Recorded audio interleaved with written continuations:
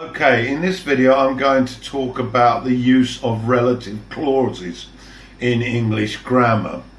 Now, the first thing we need to understand in this first video is that I'm going to be talking about three relative pronouns: who, that, and which.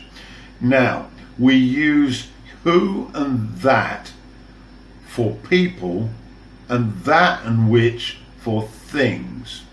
We're going to start off by using who, and firstly, a clause is part of a sentence, and a relative clause tells us which person the speaker means. Okay, let's have one example to start us off. The woman who lives next door is tall.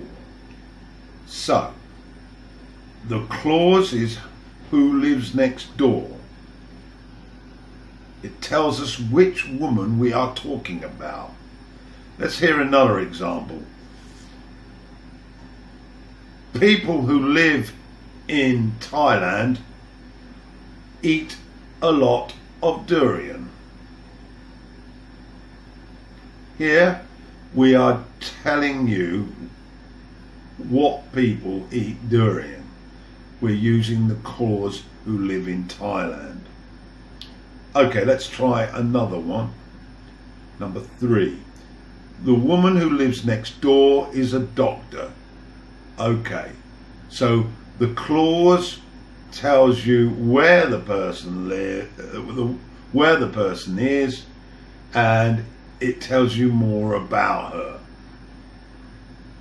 Okay, now, as I said at the beginning, we can also use that with people. So let's hear an example using that. The same example. The woman that lives next door is a doctor. But we can't use which here, only that. Okay, let's now move on to talking about things, and here we can use that or which. So let's start with number 1, and this is a question. Where is the cheese that was in the fridge? We can also say, where is the cheese which was in the fridge? Let's hear some more examples. In number 2. I don't like stories that have unhappy endings.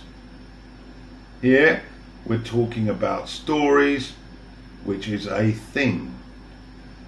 Number 3. Barbara works for a company that makes furniture. And number 4. The machine that broke down is working again. Okay, so there we have use of who, that, and which for relative clauses. I just want to do one more with which. The machine which broke down is working again now. That's exactly the same as the previous example. Just so you know, we can change that for which. That is about it for this first video on relative clauses.